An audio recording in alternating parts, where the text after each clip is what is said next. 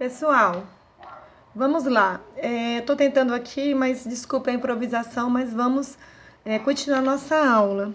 Então, quando nós falamos sobre mapa de 3 pontos, a gente sabe, né, que os genes, eles quando não segregam de forma independente, eles também, é porque eles podem estar ligados, né? Ou seja, a proximidade de um gene para o outro, ela vai afetar, né? Então, no caso da segregação independente, por exemplo, liso e rugoso, amarelo e verde. Então, eu tinha características para texturas e cores, por exemplo, e nenhuma afetava na outra. Tanto é que a proporção sempre dava a mesma. 9:3:3:1. E aí, o que acontece?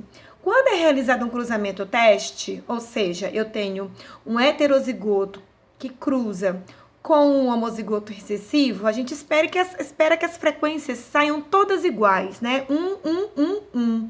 E o que acontece, né? O número observado dos descendentes, ele é diferente daquilo que eu esperava. Então, pelo que quadrado, a nossa hipótese ela é rejeitada, e aí eles não estão segregando de forma independente. Então, eles estão o quê? Ligados. O cruzamento teste, ele nos permite inferir de que os genes em questão que nós estamos analisando, eles estão ligados. E aí, quando a gente analisa, está observando ao mesmo tempo gene A, gene B e gene C, então eu tenho 3 genes, né? Se eles estão próximos no mesmo cromossomo, ok, mas qual é o posicionamento dele? Eu vou ter próximo do A o B, ou vou ter o C, né? Ou vou ter o A no meio? Então, aqui é o que nós vamos realizar, né? Nosso conhecimento, nossa aula de hoje, né? Revisando. Então, a gente vai aprender como é que nós podemos determinar, né? No cruzamento teste, o posicionamento, né, destes genes nos cromossomos, uma vez que estes estão ligados. Estão ligados, repetindo, no mesmo cromossomo. Então, aqui, por exemplo, só para rever essa imagem, né, que a gente tem aqui os tipos de crossing over que pode acontecer quando eu estou trabalhando com 3 loci, né? Cada um aqui é um loco, então 3 loci, então 3 genes. Então, eu tenho aqui, para a situação A, pode acontecer, por exemplo, eu tenho aqui, observem, eu tenho um cromossomo aqui, as cromátides aqui, irmãs, ligadas pelo centrômero, e eu tenho a vermelhinha e a azulzinha, nós temos o par de cromossomos homólogos. Lembrem que nós, em nossas células, na fase adulta, nós somos o quê? Nós somos indivíduos diploide, então nós somos organizados em pares de cromossomos, né? E quando chega na meiose, esses pares de cromossomos, eles se duplicam, certo? E aí eu tenho aqui na meiose, no início da meiose, um pareamento dos cromossomos homólogos. Então, aqui eu tenho cromossomo 1, por exemplo, duplicado, vermelhinho e azulzinho. Olha a situação aqui. No caso a primeira, letra A. Eu tenho aqui o cromossomo azão, bezão, cesão, cesão. E aí, quando ele fica, né, pareado aqui com o cromossomo homólogo, como eles estão ligados, o que acontece? Como eu já falei nas aulas anteriores, pode ocorrer que parte desses fragmentos, né, desses cromossomos, parte desses fragmentos é ótimo, né, gente? Na verdade, essas estruturas cromossômicas são bem fininhas, são moléculas químicas, né? Porque a gente sabe que o cromossomo nada mais é do que a molécula de DNA organizada,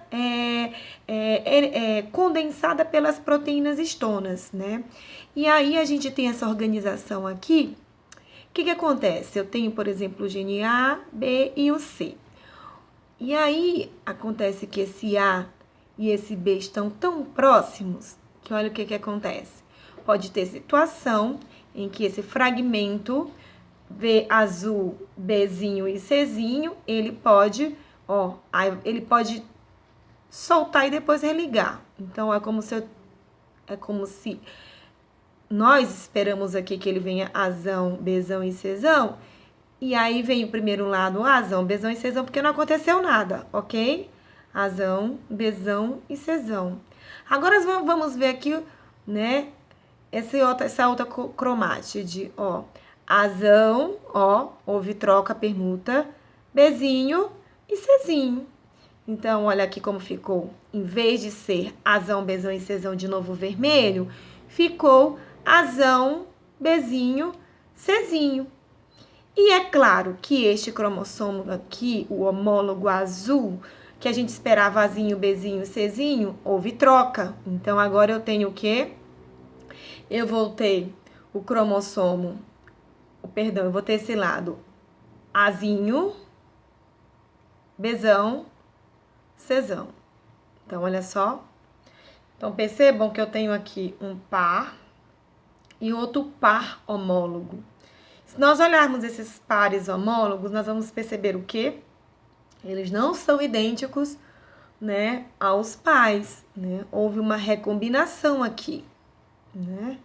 Então, eu tenho uma recombinação aqui decorrente da proximidade desses genes. E no caso, essa recombinação ela aconteceu entre o gene A e o B. Ok, vamos para a situação B. Nós temos aqui, a gente tem, já que eles estão próximos, numa distância menor que 89,9%, então eles estão sujeitos à recombinação, né? Olha só aqui. Azão, Bzão, Czão, ok. Azão, Bzão, Czão, mas olha só, houve aqui um cross entre a região B e a região C. E é o que nós temos? Nós esperamos que venha aqui, ó, cromossomo de um lado, né, vermelhinho, azão, Bzão e Czão. E aí, ó, o azão, Bzão e Czão que a gente esperava, ele não virá, porque, ó, houve recombinação. Então, ficará azão, Bzão, Czinho. Olha só. Então, aqui houve